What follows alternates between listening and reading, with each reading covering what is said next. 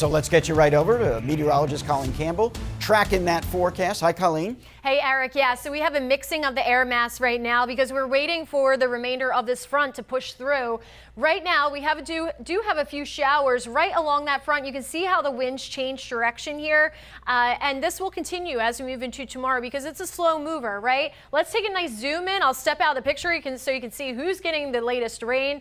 Right around the Gandhi as well as south of Indian Rocks Beach, that is starting to fall apart. Also by US 41 north of Brandon, and that travels all the way over to Polk City, north of Lakeland, Winter Haven. Some of this is falling apart, but some of it will be on the way to those areas that I just mentioned, Brandon, Lakeland, Winter Haven, as that line slowly sinks southward. On the bigger picture here, expanding everything, there's that front currently stalled out. Plenty of moisture to work with behind that, and that's why that rain chance will continue into Monday morning. So this is not just going to be a one-day deal, right? We have a couple rounds of rain on the way, and that's why we keep issuing these weather impact alerts, not necessarily for severe weather, it's for an inconvenience, right? You want to go outside, we have all these outdoor fun activities planned, holiday events, and then you get a shower. So we really don't want rain on the weekend when we have events planned, but this is beneficial rain. We really could use it. We have been sitting so dry recently. So looking ahead, let's break down these weather impact alerts.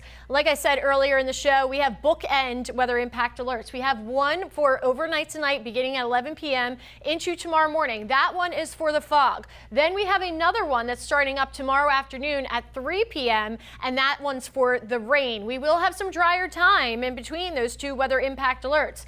So the impact again, morning fog, afternoon rain and storms, and some of that rain will be heavy tomorrow night. And what you need to do, just plan accordingly. We don't want you to cancel your plans. We're just trying to give you guys a heads up. Here's the high resolution model as we move into Sunday. It's really not until tomorrow afternoon that the rain starts to drop in, and that's great news because we have the Bucks game at 1 p.m. I would still bring the poncho just to be on the safe side because look, by 3:30 when that Bucks game's wrapping up, depending where you're going, if you're going north, you could run right into a downpour and also out to the west there. And that line will continue moving southward. So here we are just before 5 p.m., starts to hit Tampa, and then moving into late night, it will sink down a little further south, finally giving our southernmost counties a little bit of rain. They need it too, right?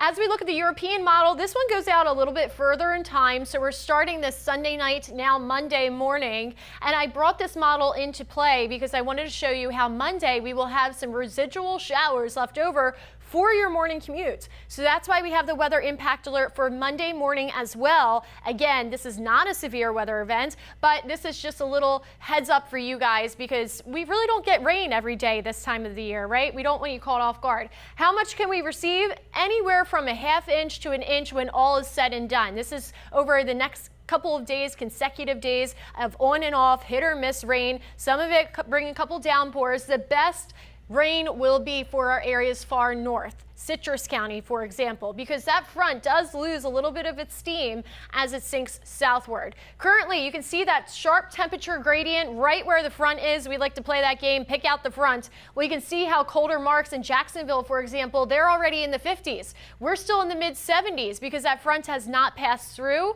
Now, thankfully, we're not getting that cold air that they have up there in North Dakota, for example, where they are a painful -3 degrees right now. Eric, how do you think about that temperature? Whew. All right, 7-day forecast. We have those weather impact alerts stacked through tomorrow. This is not an all-day thing, but since we have it in the morning and at night, that's why the whole bar is lit up red. Monday morning for your morning commute. Then after that, we're easy breezy, cooler conditions, drier too, as we move into next week.